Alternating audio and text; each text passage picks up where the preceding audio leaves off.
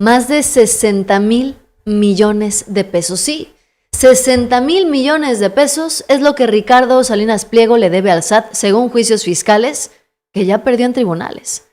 Tiene como fecha límite enero del 2026. Un mes le queda. Y no es una amenaza política, estamos hablando de un plazo legal. La Suprema Corte ya resolvió en contra de Grupo Salinas en casos clave por esquemas de evasión fiscal del viejo régimen de consolidación. No es opinión, son sentencias.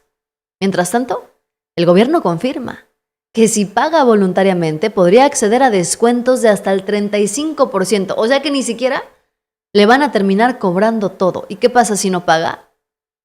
Bueno, podrían venir los embargos, aseguramiento de bienes, bloqueo de cuentas y cobro forzoso a través del SAT, y por eso Salinas Pliego no da la cara en México. ¿Qué hizo? Se subió a su avión privado, se fue a Estados Unidos a presumir cenas políticas y, por supuesto, a victimizarse en redes. Además, el Banco Mundial confirma que México es el país donde más creció la clase media en América Latina entre 2019 y 2024. O sea, el Estado sí está cobrando impuestos, menos a los que no quieren pagar. La pregunta es simple: ¿huye un empresario exitoso o corre alguien a quien ya lo alcanzó la justicia fiscal? Vamos a explicarlo con números, con documentos y sin cuentos noticiosos. Yo soy Yasira Handal. Comenzamos.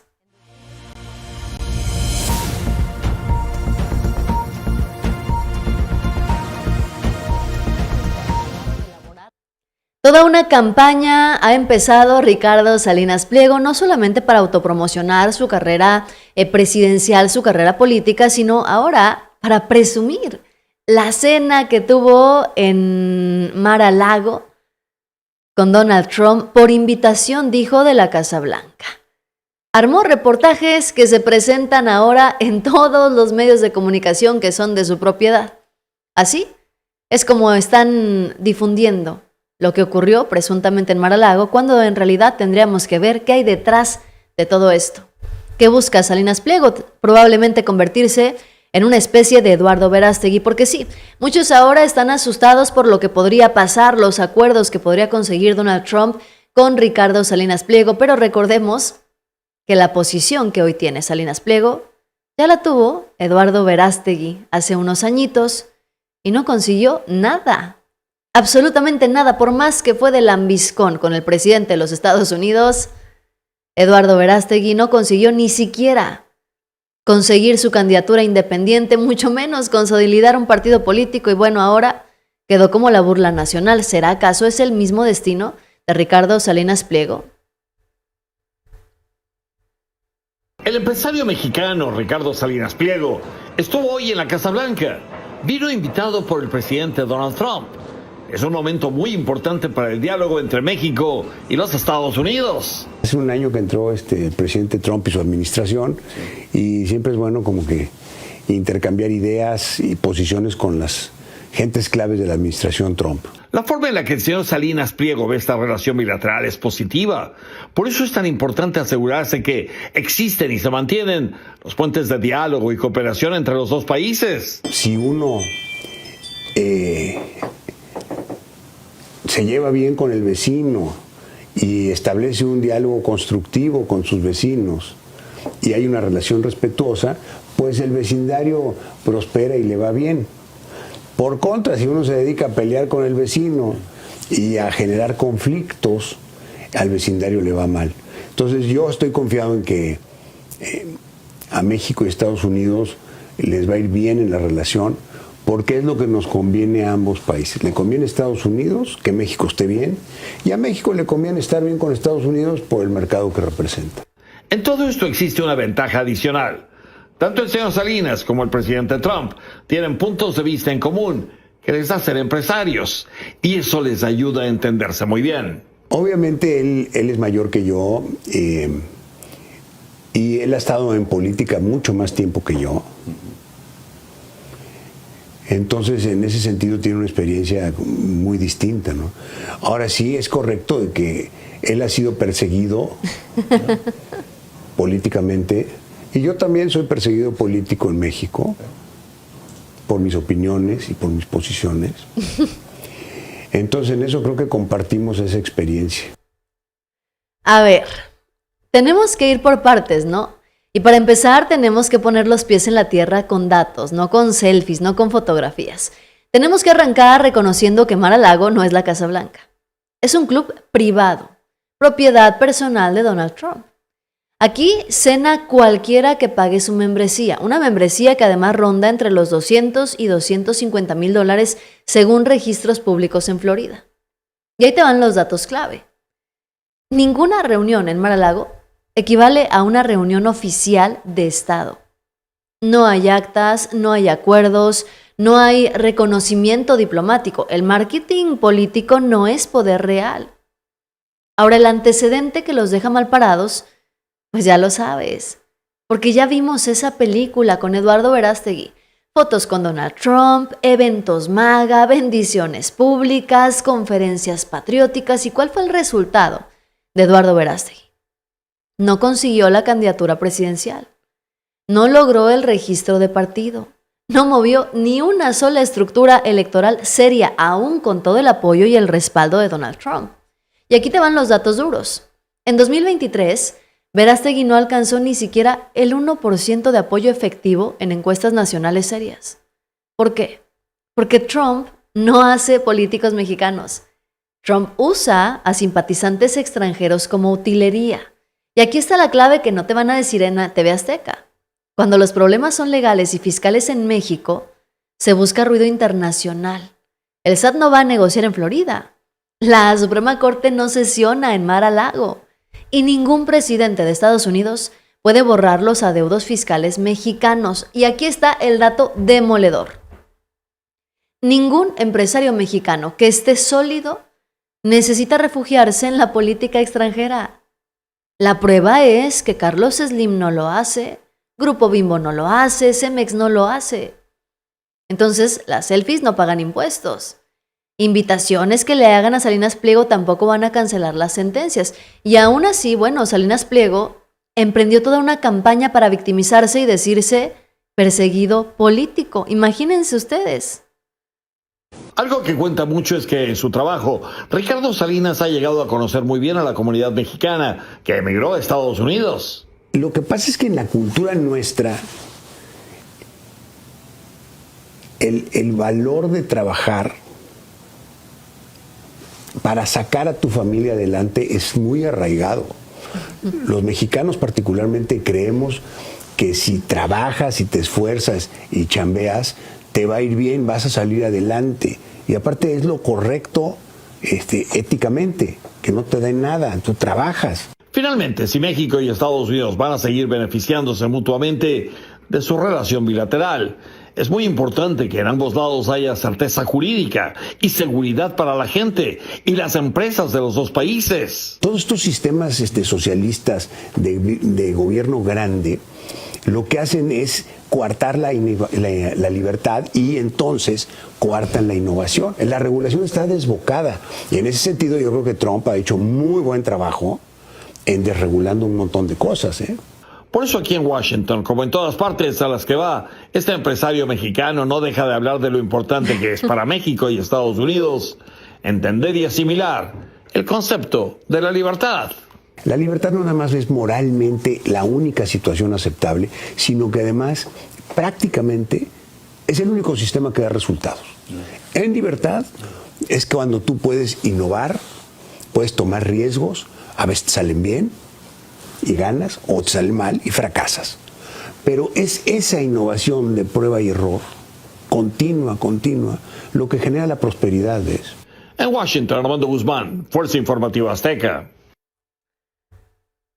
Pues les digo, la pregunta aquí no es si Salinas Pliego fue a Mar-a-Lago, la pregunta es qué tanto miedo hay de quedarse sin impunidad en México. Ese es el verdadero problema. Recordemos que los problemas legales de Salinas Pliego no solamente vienen en México, los tiene también en Estados Unidos, los tiene también en Londres.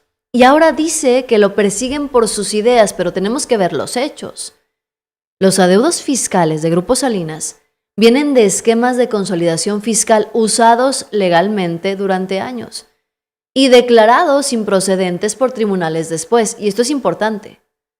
porque los juicios no los inició el gobierno de la 4T. Los juicios de Salinas Pliego vienen desde sexenios anteriores. Pasaron por jueces, por magistrados y por muchas revisiones técnicas. Esta no es una orden presidencial. No estamos hablando de censura. Es un derecho fiscal.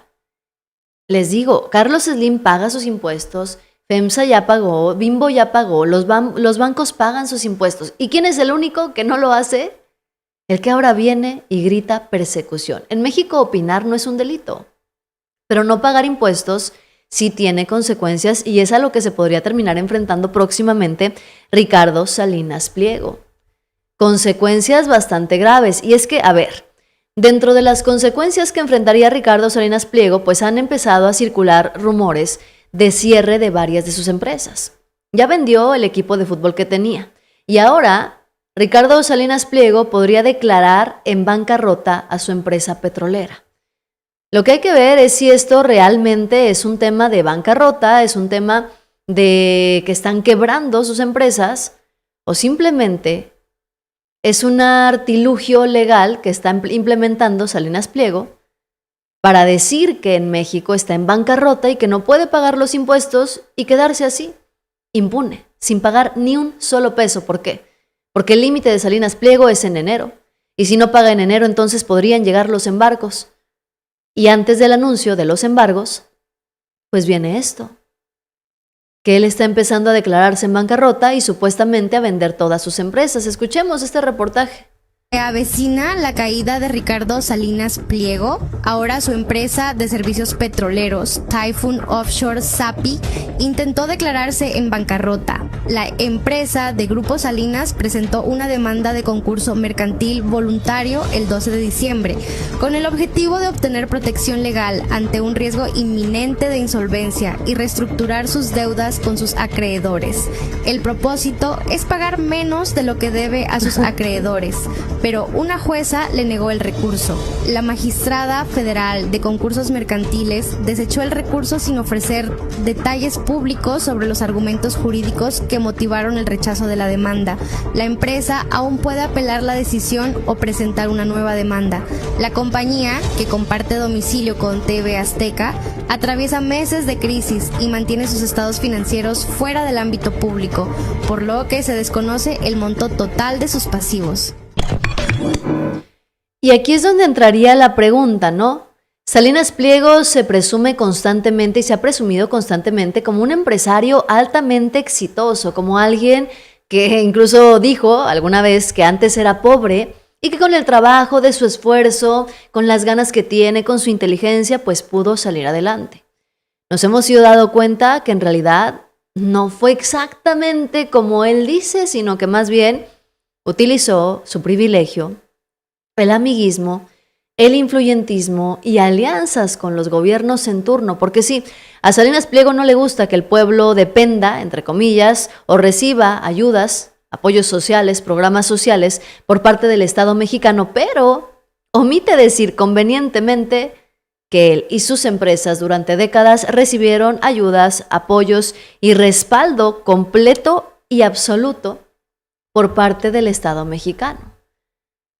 ¿Qué es lo que estamos viendo ahora? ¿Qué es lo que podría venir en puerta para Ricardo Salinas Pliego? ¿Esto es una quiebra real o simplemente un truco legal?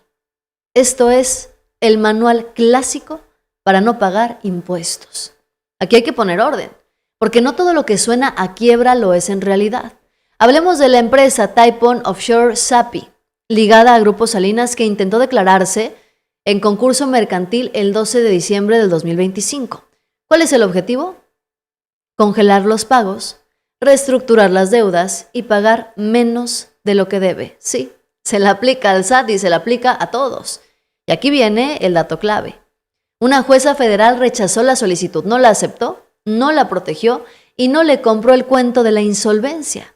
Cuando una empresa realmente está quebrada, sí se le concede el concurso mercantil, pero cuando huele a simulación, se desecha y parece que este es el caso. Y ahí te van más datos duros. Typhoon Offshore oculta sus estados financieros. Comparte domicilio con TV Azteca. No han transparentado el monto total de los pasivos. aún opera con activos y no está liquidada. ¿Qué significa esto? Que en realidad no estamos viendo una quiebra. Estamos viendo una estrategia legal preventiva. ¿Por qué ahora? Pues sí. Porque en enero vence el plazo para que Salinas Pliego enfrente embargos, aseguramientos y ejecución fiscal por adeudos. Cuando alguien dice, no puedo pagar, pero sigue volando en jet privado, sigue viajando a Florida y sigue haciendo propaganda política, no es bancarrota. Es una evasión disfrazada. Hoy se presentó el caso de Ricardo Salinas Pliego en la conferencia de prensa mañanera, porque sí, desde la conferencia de prensa se explicó que en enero se va a tener que notificar a Grupo Salinas sobre su adeudo a 51,000 millones de pesos en impuestos. Si no pagan, entonces vendrá otro proceso, fue lo que anunció el titular del SAT. Y además se le dijo que si tiene intenciones de pagar a tiempo, podría incluso adquirir algunos descuentos, es decir, conseguir su cometido, ¿no? Pagar menos de lo que en realidad debe Salinas Pliego. Una breve actualización de los adeudos fiscales de dos empresas y la lectura va a ser de izquierda a derecha. Vamos a empezar donde dice SAT 2013-2018. Les recordamos que entre 2013 y 2018 la autoridad fiscal determinó a través de resoluciones administrativas adeudos del impuesto sobre la renta correspondientes a los ejercicios 2008 a 2013, toda vez que las pérdidas fiscales utilizadas por las empresas eran improcedentes. Posteriormente, las empresas impugnaron esta determinación ante el Tribunal Federal de Justicia Administrativa, el cual resolvió entre 2019 y 2023 que los adeudos determinados y confirmados por el SAT eran procedentes. De nueva cuenta, las empresas impugnaron la resolución del Tribunal de Justicia Administrativa, ahora ante el Poder Judicial de la Federación, donde los tribunales colegiados en 2024 y 2025, como se muestra en la lámina, negaron el amparo confirmando la procedencia de los adeudos. Finalmente, las empresas acudieron a la Suprema Corte de Justicia de la Nación, que es la última instancia, la cual, como todos sabemos... Incluso la presidenta Claudia Sheinbaum se posicionó sobre este tema y dijo que es un tema jurídico. No se trata de politiquería. La presidenta Claudia Sheinbaum dijo que las empresas tienen incluso derecho a solicitar descuentos por el pago de adeudos al SAT, de acuerdo y con conformidad con el Código Fiscal de la Federación. Estas empresas tienen derecho, por como fueron las resoluciones de los tribunales previos, a solicitar descuentos, vamos a decirlo así, de acuerdo y de conformidad con el Código Fiscal. Entonces, se notifica en enero y esperemos que se pague, así de sencillo. Si no pagan, pues entonces ya viene otro proceso que ya sería tema posterior. Y realmente este tema nosotros es importante que se sepa que es un tema legal, jurídico, administrativo. Entonces, la siguiente información yo le voy a pedir a la Secretaría de Hacienda y al SAT que sigan informando sobre este tema ya en enero. Ya lo político es otra cosa. Ahora, como es de conocimiento, pues es importante que todos sepan qué es lo que viene. Y es que tenemos que poner los números sobre la mesa, porque aquí no hay una persecución política. Lo único que hay son expedientes fiscales. El adeudo total que el SAT va a notificar en enero a Grupo Salinas asciende a 51,000 millones de pesos. No estamos hablando de estimaciones, no es un rumor, son créditos fiscales firmes. ¿De dónde sale? De ejercicios del 2008 al 2013, determinados por el SAT entre 2013 y 2018, confirmados por resoluciones administrativas, arrastrados durante más de una década de litigios. Estos adeudos, insisto, no nacieron con la 4T, se dejaron crecer con Calderón y con Peña Nieto, se patearon con amparos durante años. ¿Y qué va a pasar en enero? Si no pagan, iniciaría la fase legal. ¿Cuál es la fase legal y qué es lo que vendría para Ricardo Salinas Pliego si decide no pagar? Una ejecución fiscal, embargos, podría llegar el aseguramiento de bienes y un cobro forzoso. Por eso es que están intentando por todos los medios o declararse en quiebra o empezar a vender sus empresas. Aquí viene lo irónico. El SAT todavía les está dando una salida que si pagan voluntariamente podrían acceder a reducciones, a cargos menores o convenios. O sea, podría terminar pagando menos. No hablamos de quiebra, no hablamos de censura, no hablamos de persecución. Es una deuda millonaria que ya llegó a su límite legal. Y coincido con lo que dicen en el chat. Dices que siempre salen con que esto, que el otro, que ya cayó, que se lo cargó el payaso y no pasa nada. Pues sí, el problema no es lo que yo diga. El problema es cómo estuvo actuando durante décadas la justicia en México. Porque cuando hay una resolución, es eso y se tiene que cumplir. ¿Pero qué hizo el Poder Judicial con Salinas Pliego? Darle un amparo tras otro, tras otro, tras otro. ¿Cuántos amparos obtuvo Salinas Pliego durante los últimos años para poder evadir su deuda? La Suprema Corte jamás dijo que Salinas Pliego no tenía por qué pagar esos impuestos. Simplemente decidieron voltear a otro lado. La Corte de Norma Piña y todas las anteriores. Le daban carpetazo, la guardaron en el cajón el documento y le seguían dando amparos para no resolver. ¿Por qué? Porque resolverlo implicaba exigirle el pago de los impuestos, porque no había otra salida. Si a través de la Suprema Corte, cuando estaba Norma Piña, esa corte que dicen funcionaba a la perfección, hubiera existido la posibilidad de decir, este señor no debe nada, le están cobrando indebidamente, lo hubieran hecho, pero no lo hicieron. Porque no era lo legal, porque no era lo correcto. En su lugar, pues mejor archivaron, ¿no? Dieron carpetazo. Entonces no se trata de un tema de que yo les esté inventando que si ahora sí. Les estoy diciendo, por ejemplo, el escenario, ¿no? El escenario de qué es lo que sigue. Claramente Salinas Pliego va a buscar seguirse amparando, me imagino, ¿no? Pero de ahí lo que sigue es una ejecución fiscal. Los embargos. El aseguramiento de bienes y cobros forzosos. Eso es lo que dicta la ley.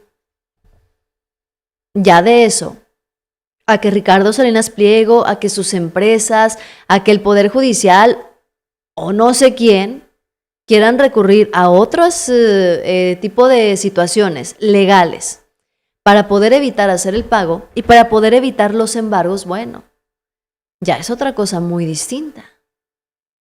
Pero pues ahí está el punto que muchos en el chat reclaman, ¿no? El problema no es el SAT. El problema no es la 4T ni Claudia Sheinbaum. El problema fue el Poder Judicial durante décadas. Salinas Pliego obtuvo decenas de suspensiones y amparos para no pagar sus créditos fiscales, no porque ganara los juicios, sino porque los juicios nunca se resolvían. Nadie, jamás, ninguna corte, ni un solo juez, ni siquiera del Poder Judicial anterior, ni siquiera del Poder Judicial que estaba a cargo de Norma Piña. Nadie jamás le dijo a Grupo Salinas que no tenía que pagar impuestos. No hubo ni una sola sentencia que dijera, no, este señor no tiene que pagar impuestos. Nomás le daban la vuelta, les digo. Les faltaron pantalones. Si hubieran tenido una base legal para absolverlo, lo hubieran hecho, pero no lo hicieron, porque legalmente no podían. Entonces, no podemos hablar de una persecución política, no podemos hablar de censura, no podemos hablar de venganza. Lo que ocurría en sexenios anteriores era protección judicial por omisión. Un amparo eterno para no pagar impuestos, justicia congelada, así es como le podemos llamar, así lo pudiéramos definir. Y mientras tanto, Salinas Pliego, ¿qué hace? Véanlo nada más. Se reunió con el subsecretario de Estado de Estados Unidos y dice que le platicó muchas cosas.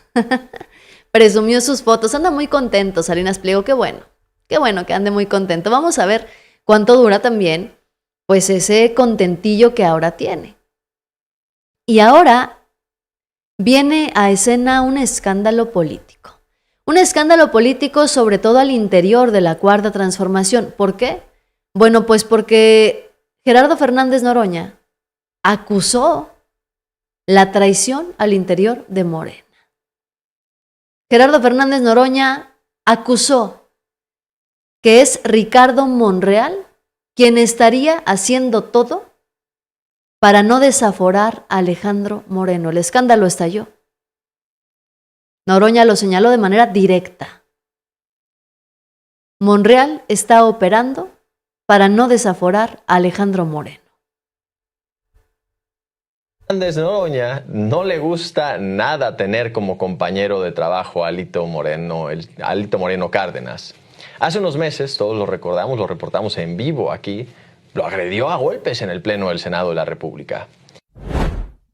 El expresidente de la Cámara Alta no se ha olvidado de este incidente que sucedió en agosto pasado e insiste con lo que todo el México quiere, todo el pueblo de México quiere: ver al legislador campechano en la cárcel, o al menos que le quiten el fuero. Pero hasta ahora el deseo del pueblo de México no se ha visto cumplido, tampoco el de Gerardo Fernández Noroña. Durante una de estas videocharlas que realiza todos los días, Noroña culpó directamente a Ricardo Monreal por congelar el desafuero de Alito, no por la agresión que sufrió, sino por los desvíos de recursos millonarios cuando se desempeñó como gobernador de Campeche. El expetista y hoy de Morena señaló que desde el robo que hizo Alejandro Moreno al pueblo de Campeche hasta cualquier cantidad de ilícitos que ha cometido, con todo eso hay motivos suficientes para que le quiten el fuero y lo procesen penalmente. Solo es cosa de que Ricardo Monreal se decida que se lleve a cabo el proceso, agregó. También vale la pena señalar que los juicios de desafuero son una atribución que es exclusiva de la Cámara de Diputados. No depende de la Cámara de Senadores, no es una decisión que tome Ana Augusto, sino Ricardo Monreal es el actual líder de la bancada de Morena y además el presidente de la Junta de Coordinación Política, y él es el hombre que está obligado a darle trámite en la sección instructora a los asuntos de desafuero. Y es que, a ver, aquí no estamos hablando de chismes ni de grillas menores. Estaríamos hablando de un hecho verificable. Alito Moreno tiene carpetas abiertas por la Fiscalía de Campeche. ¿Por qué? Por enriquecimiento ilícito, por uso indebido de atribuciones, operaciones con recursos de procedencia ilícita. Y ahí van los datos duros. La solicitud de desafuero llegó a la Cámara de Diputados desde el 2022. Desde el 2022 está ahí la solicitud. Han pasado más de 2 años. ¿Y qué tenemos? 0 dictámenes, 0 votaciones, 0 avances reales. ¿Y quién controla el ritmo legislativo? La Junta de Coordinación Política, coordinada por Ricardo Monreal. Y ahí es donde explota el señalamiento de Gerardo Fernández Noroña. Esto fue lo que dijo el senador.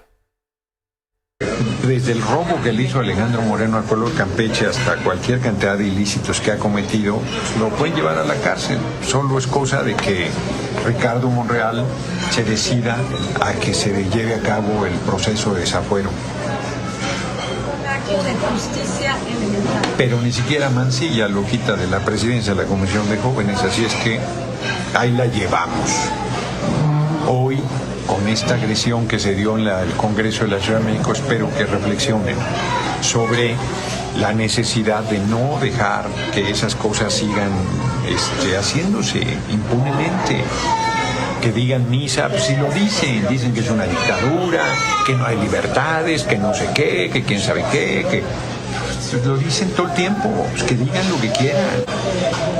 Ahí falla Monreal. Pues sí, hombre, la verdad, Fabiola Falcón, no hay razón, ya no digo para el desafuero, pues para que no le quite a Mancilla a la comisión de jóvenes. Si es un porro vulgar, un agresor, no solo me agredió a mí, agredió a diputados federales. Ya está tan tranquilo.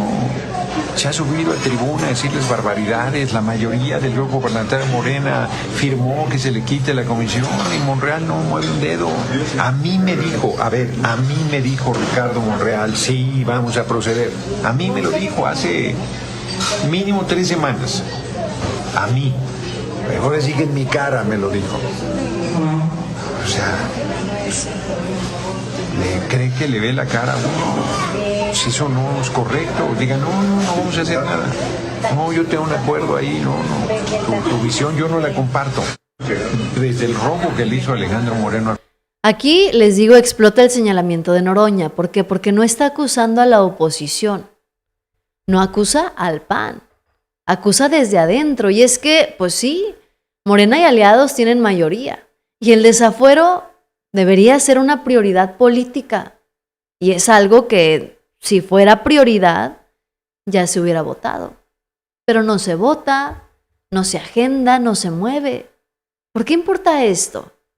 Porque Alito Moreno es dirigente del PRI, un partido que bloquea reformas, opera contra la 4T, encabeza la narrativa de una persecución política y aún así sigue blindado. Entonces, si el discurso es cero impunidad, no puede haber nombres intocables, ni siquiera por un tema de equilibrios políticos.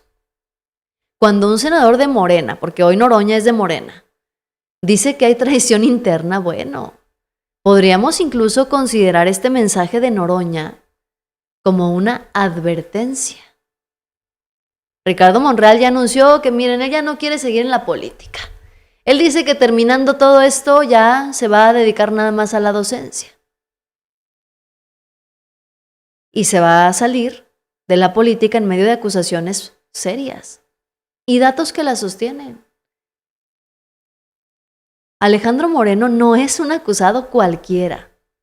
Hay auditorías estatales en Campeche que documentaron los desvíos millonarios. La Fiscalía Local ya integró varias carpetas por enriquecimiento ilícito. Existen audios, contratos, transferencias acreditadas.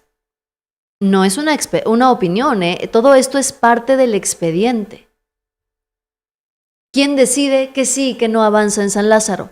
Otra vez, la Junta de Coordinación Política. ¿Y quién es su operador histórico? Nada más y nada menos que Ricardo Monreal. Ese es el punto que incomoda. Morena y aliados hoy tienen los votos para avanzar en el desafuero. Pero si no avanza no es por falta de números, sino más bien por falta de voluntad política. Vamos a ver en qué termina todo esto. Noroña acusa prácticamente una traición de Ricardo Monreal y Monreal, miren, mejor ni opina, no dice ni una sola palabra. Mientras tanto, quien sí está dando resultados es el gobierno de Claudia Sheinbaum, el gobierno de la 4T del que tanto se han quejado. De acuerdo con el Banco Mundial, México encabeza en 2025 el crecimiento de la clase media en América Latina. Brasil ocupa el segundo lugar en ese indicador regional. Como resultado de la política social y de la política económica de este gobierno, que acaba de explicar la parte social, la Secretaría de Bienestar, pues presentaremos unos datos del Banco Mundial que dio a conocer en su último informe sobre pobreza y equidad, donde, la siguiente lámina por favor, destaca el resultado en América Latina del crecimiento de la clase media y señala que México y Brasil son los países donde más creció la clase media. Este dato es importante, se ha dado énfasis en el resultado de la política económica y social de los gobiernos de la Cuarta Transformación, del presidente Andrés Manuel López Obrador y hoy de la presidenta Claudia Sheinbaum, de cómo se ha reducido la pobreza en más del 13%, y eso es una reducción histórica. Pero aquí encontramos un dato también histórico, que es el aumento de la clase media como no se había dado nunca en nuestro país. Entonces, de acuerdo al Banco Mundial, considera que la clase media es aquellas personas que ganan más de $17, alrededor de 340 pesos al día, y considera que son pobres las personas que pues tienen ingresos menores a $8.30. Ya habíamos tocado este tema, ya se los venía yo adelantando y era prácticamente imposible que no se presentara, que no se hiciera este planteamiento a través de la conferencia de prensa mañanera. Y encima tomó el micrófono Claudia Sheinbaum para darle cachetada con guante blanco a los gobiernos neoliberales y a quienes hoy quieren regresar al poder en nuestro país. El anterior. Miren qué interesante. En el año 2000 es población en pobreza y clase media en porcentaje. En el año 2000, después de 3 sexenios de neoliberalismo, a la entrada del siglo XXI, la clase media en México representaba, estos son datos del Banco Mundial, importante porque es una referencia internacional que muchas veces no está de acuerdo con nosotros incluso. La clase media era el 18.1% de la población y las personas con pobreza el 55.1%. Prácticamente no cambia. Digamos que con Peña llega al 26%. Perdón, aquí, al 27.2%. La pobreza y la clase media,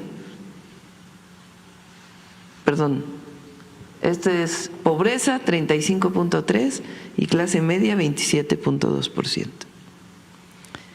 En el 22, recuerden que aquí fue la pandemia, una caída del 8% del Producto Interno Bruto y pues mucho sufrimiento, no solo por cuestiones de salud, sino también por la economía, es algo que vivió el mundo entero. Fíjense, porque estos son los datos que la oposición odia. El dato que revienta por completo la narrativa de la oposición. Primero, es información del Banco Mundial. México es el país de América Latina donde más creció la clase media. No es Morena, no es en la mañanera, no son datos de Claudia Sheinbaum, es el Banco Mundial.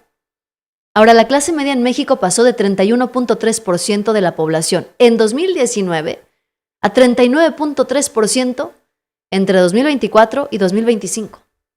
Un crecimiento de 8 puntos porcentuales nada más en 6 años. Y eso no había pasado nunca en México y Claudia Sheinbaum lo puso con peras y manzanas. Y al mismo tiempo, la pobreza se redujo más del 13%.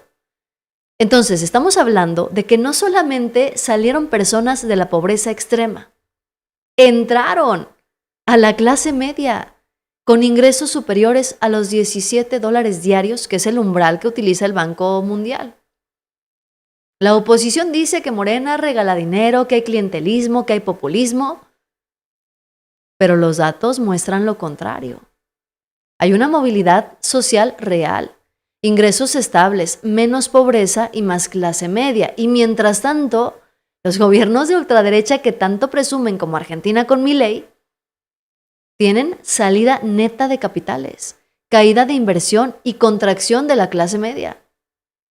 Entonces, si este fuera un mal gobierno, la clase media no crecería, la pobreza no estaría disminuyendo y el Banco Mundial no lo estaría confirmando. Los números no mienten y eso es lo que más les arde. Por el cierre de los negocios derivado de la pandemia. Y después, en 2022, de acuerdo con el Banco Mundial, es la primera vez porque desde aquí se mide, no se tiene atrás. Es la primera vez que en México hay más personas que están reconocidas como en clase media y menos personas en pobreza. Y luego viene el brinco del 2024. Fíjense, comparen esto con esto. Esta es la brecha. Y ahora espérense tantito, porque este es el momento en el que yo les pido muy amablemente a las tías, los tíos del chat prianista, que por favor se retiren, porque no les va a gustar nadita lo que les voy a decir a continuación. Entonces, por favor, tómense unos minutitos y ahorita regresan. De verdad se los digo sinceramente porque esto les va a doler en el alma. Vamos a poner esto en números. No hablemos de ideología, vamos a hablar con datos. Por eso les digo que mejor al ratito vengan, porque no les gusta cuando uno les habla con datos y con información que no pueden desmentir. Tenemos en México este gobierno, ¿no?, que es del que estamos hablando, y tenemos un proyecto político que se avecina, que es el de Ricardo Salinas Pliego, que está viendo seguir los pasos de Donald Trump, al igual que Javier Milei en Argentina. Javier Milei lo consiguió. Bueno, vamos a hablar de qué pasa en Argentina. Según el Banco Central de la República Argentina, entre enero y noviembre del 2025, salió del país más capital extranjero del que entró. Es decir, hubo una inversión negativa. Sí, eso es posible. La inversión extranjera directa en Argentina hoy está en su nivel más bajo desde el 2013. ¿Por qué? Por la incertidumbre política, ajustes sin una red social, la caída del consumo interno, y las clases medias en Argentina hoy están en retroceso, es decir, se acercan a la pobreza. ¿Qué está pasando en México con este gobierno? Bueno, según el mismo Banco Mundial, la clase media creció 8 puntos porcentuales en 6 años. La pobreza se redujo más del 13%. Entonces, mientras en Argentina se está haciendo más chiquita la clase media, en México crece. Y allá presumen libertad de mercado, que es la misma estrategia que quiere traer Ricardo Salinas Pliego con su proyecto político. Y ahí están los resultados. Mientras tanto, aquí en México hay una movilidad social real. Esta es la conclusión incómoda para la derecha. Si el modelo argentino, ese modelo libertario, fuera tan exitoso, el capital entraría, la clase media crecería y la gente no estaría perdiendo poder adquisitivo, pero resulta que pasó exactamente lo contrario. Y espérense porque se pone peor. Estos datos destrozan el discurso de que México se va a convertir en Venezuela, de que estamos en ese camino. Vamos con la narrativa favorita de la oposición, que México ya está encaminándose a ser una dictadura. Ahí te van los datos duros. En Venezuela, según organismos internacionales, más del 90% de la población cayó en pobreza. La clase media prácticamente desapareció. Hubo un colapso productivo, una inflación descontrolada y un aislamiento financiero. ¿Les suena todo esto? Porque me parece que se suena mucho a lo que pasa ahorita en Argentina, no a lo que está pasando en México. En México pasa exactamente lo contrario. La clase media está creciendo, bajó la pobreza, hay acceso a crédito, hay inversión, empleo y estabilidad macroeconómica. Ahora, el Banco Mundial, el FMI y las calificadoras internacionales hoy siguen considerando a México economía de mercado, un país abierto, con estabilidad financiera y sin controles de precios ni expropiaciones masivas. Entonces, ¿dónde está Venezuela? ¿Dónde está la dictadura? No hay. No hay. El discurso de Venezuela nada más les está sirviendo para asustar, pero no sobrevive a los números, porque los países que van rumbo al colapso no crean clase media, y México hoy la está expandiendo. Entonces sí, es un dato dolorosísimo y durísimo para quienes insisten en querer difundir este diálogo, esta narrativa. Por eso les decía yo, sálganse tantito los tíos prianistas, ahorita vienen. Ya acabé, miren, ya acabé. Invítenlos a que traigan de vuelta. Invítenlos, por favor, que ya pueden llegar de nuevo. Ya acabé con los datos duros, ya se pueden venir a pelear. Que al cabo ni interés tienen en enterarse de lo que en realidad pasa en este país. Pero pues las malas noticias van a continuar, ¿no? Al final del día. ¿Por qué? Porque ahora tenemos a un Ciro Gómez Leiva hablándonos de un México que ya dejó de existir. Ciro Gómez Leiva reflexionó sobre la apertura con la que hoy los gobernantes hablan de los perfiles idóneos para gobernar. ¿A qué se refiere con esto? ¿Hacia dónde va orientada su crítica? ¿Cuál es el México que realmente dejó de existir en este país? No están de acuerdo. Estamos listos, dice el gobernador. ¿Te acuerdas que hace no mucho había un país, se llamaba México? Un país llamado México, donde los gobernantes tenían prohibido decir estas cosas. Por ejemplo, estar empujando candidaturas. O decir, aquí en el partido estamos listos. Hace varias décadas hubo un país en donde los gobernantes decían, el que se mueve no sale en la foto. Así es. Aquel país de los priistas dominantes, ¿no? Después, durante 20 y tantos años, se limitó y se prohibió a los funcionarios en el poder hacer propaganda por sus partidos políticos, pero ese país pues ya quedó atrás. Ahora sale el gobernador de San Luis Potosí a decir, estamos listos, es hora de que sea una mujer, pero si tenemos 4 perfiles Además, esa palabra horrible, 4 perfiles. ¿Te imaginas que a ti te dijeran que eres un perfil? Un buen perfil, Ciro, tengo un buen perfil. Sí. ¿Tú te consideras un perfil, Sofía? ¿Fue a trabajar hoy? Perfil. Y es que está estallando el escándalo que incluso podría ventilar una división entre el Partido Verde, el PT y Morena. No solamente por este tema del nepotismo, en donde el gobernador de San Luis Potosí quiere imponer a su esposa como su sucesora y en donde también viene una reforma electoral en donde incluso Ricardo Monreal admite que podría haber roces con el PT y el Partido Verde. La alianza de la 4T se podría derrumbar. ¿Qué consecuencias podría tener esto? ¿Será que el PT y el Partido Verde son necesarios para ganar elecciones en 2027? ¿Morena realmente necesita esta alianza? Bueno, esto es lo que declaró Ricardo Monreal sobre la ruptura o los roces. Quizá lo que nos va a detener más internamente, Héctor, me refiero al tema de la coalición nuestra, PT Verde Morena, será este tema, el financiamiento de los partidos, incluso la reducción de los plurinominales, incluso serán 2 temas complejos.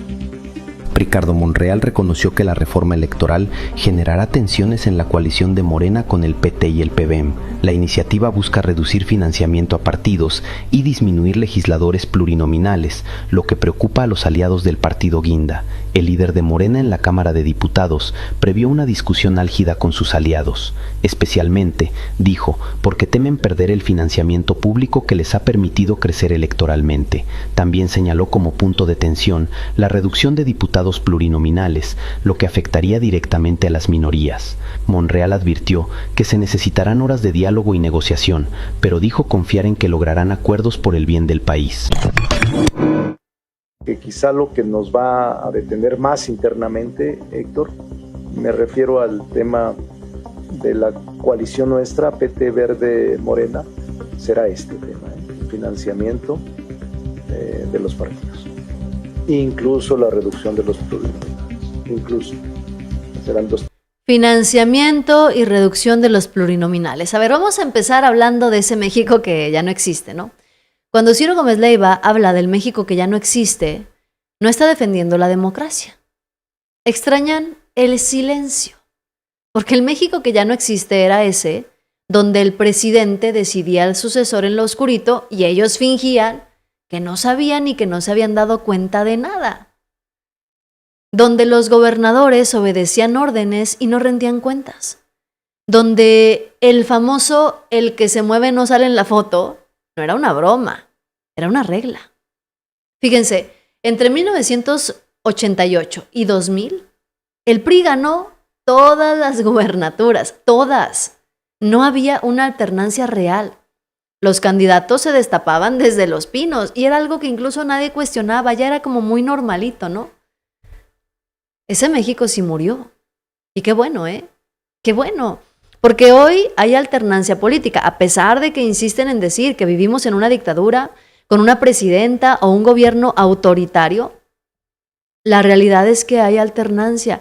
La prueba de ello es que hay estados que todavía siguen siendo gobernados por la oposición. En las encuestas rumbo a 2027 hay estados que se estima la oposición puede seguir gobernando. Hoy el problema no es que hablen, el problema es qué dicen y para qué lo dicen. Porque una cosa es la apertura política y otra muy distinta es el nepotismo disfrazado de discurso de género. Y ahí sí, miren, ahí sí vamos a levantar la voz. En 2024 Morena ganó solo más del 46% de los votos nacionales. El PT aportó alrededor del 6% y el Verde entre el 8 y el 9%. Entonces, vamos a ser realistas, ¿eh? Morena no depende estructuralmente ni del PT ni del Verde para existir, pero sí los necesita ¿para qué? Para mayorías calificadas, para reformas constitucionales y una estabilidad legislativa. Por eso el escándalo de lo que plantea Ricardo Monreal no es menor.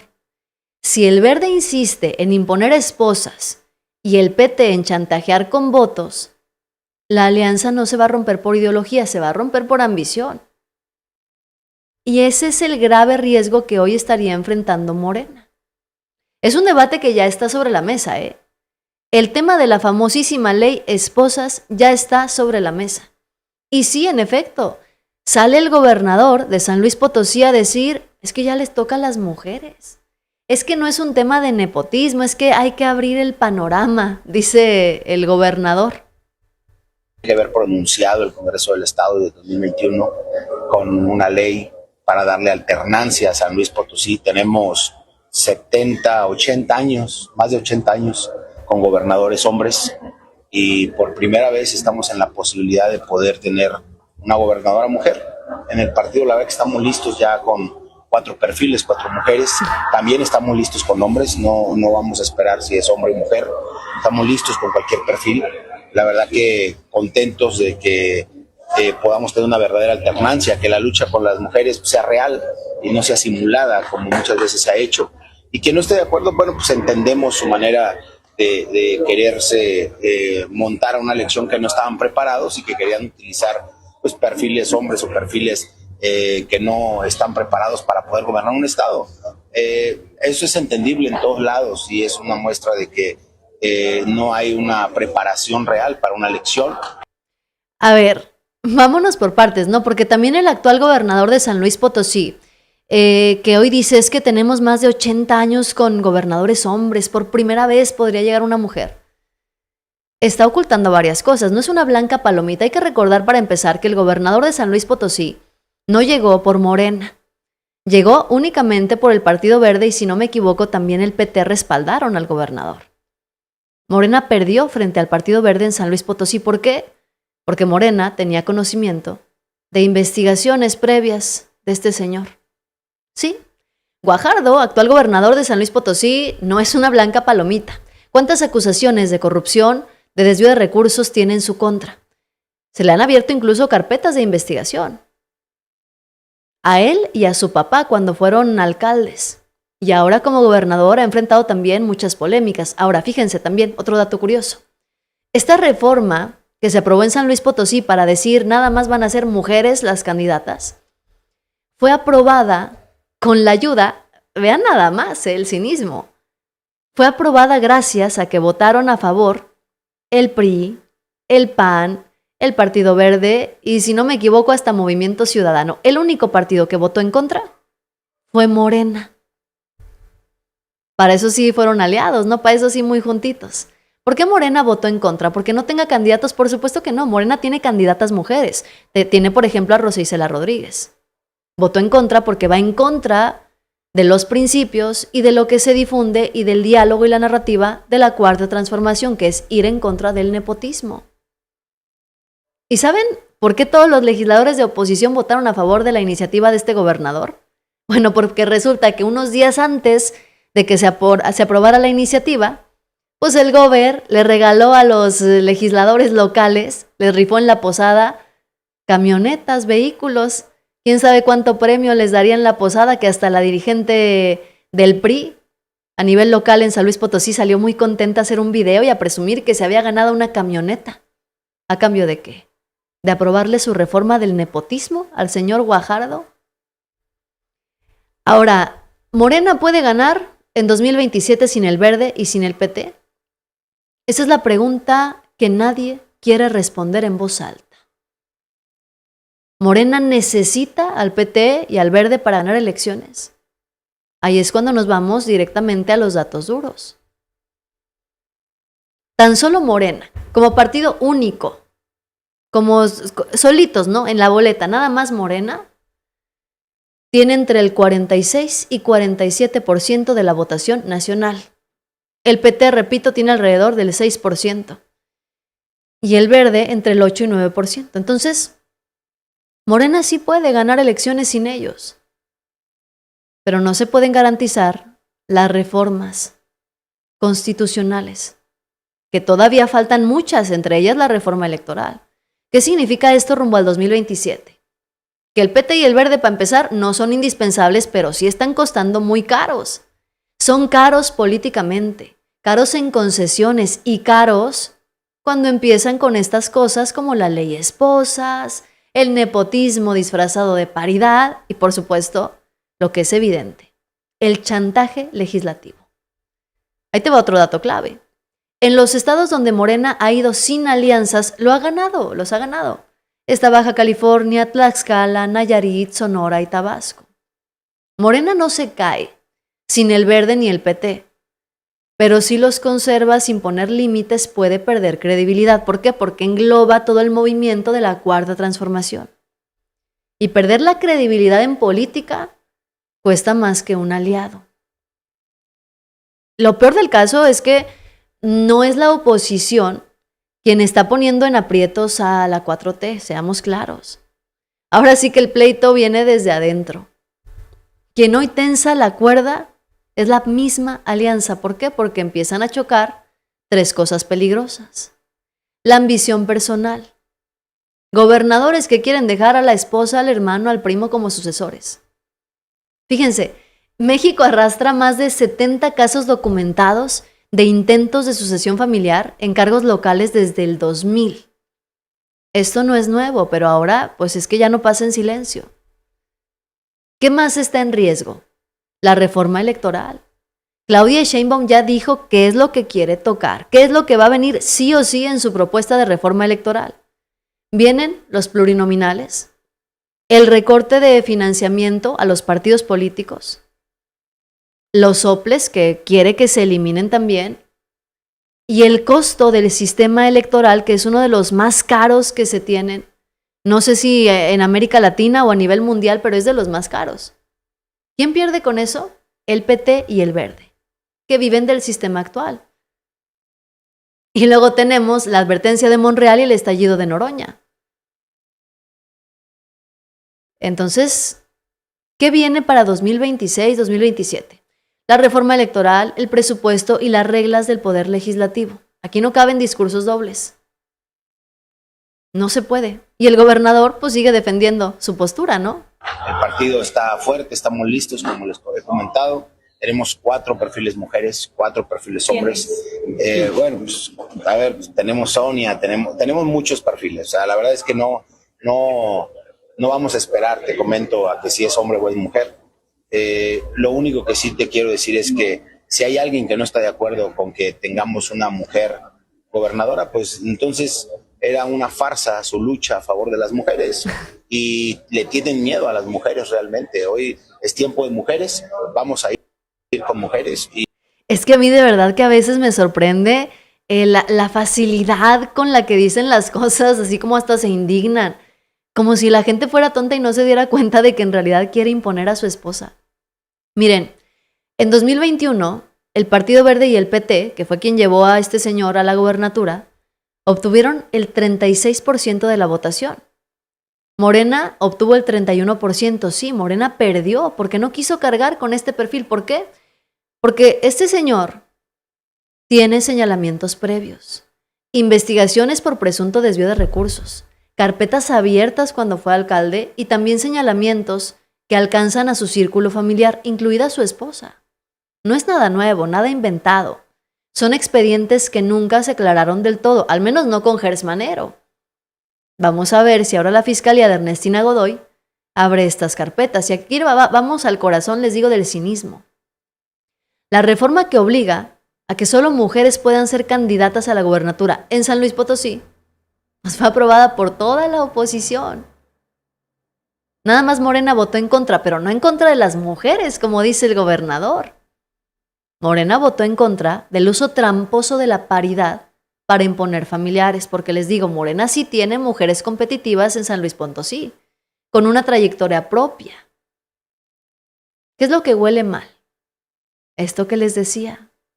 Días antes de la votación cayeron regalos, rifas, camionetas, eventos privados para legisladores locales y después, miren, se aprueba la reforma por unanimidad. Qué casualidad, ¿no? Qué coincidencia. Eso no es feminismo. Eso no es paridad, no es avance democrático, es la vieja política. Comprar votos, disfrazar el nepotismo y utilizar el discurso de género como una coartada. Por eso Morena dijo que no, aunque a otros les haya parecido muy rentable decir que sí. Al final del día, bueno, Va a tener que elegir el pueblo de San Luis Potosí si están a favor o en contra de esta imposición, porque sí, terminaría siendo al final del día una imposición. Vamos a ver si el gobernador de San Luis Potosí suelta la gubernatura o va a hacer ahí un chanchullo en las elecciones. ¿Ustedes qué creen que vaya a pasar? Saludos, un abrazote a todos. Saludos desde Omaha, en Nebraska. Un abrazote, Carlos. Muchísimas gracias. Dice Michelle, sigamos empujando este elefante blanco. Al rato vemos brillar a nuestro estado. Ánimo. ¿De dónde son? ¿De San Luis o de dónde?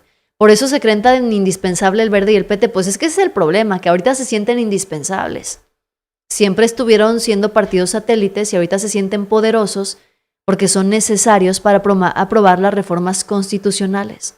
Pero la gente no, en realidad no tienen respaldo popular.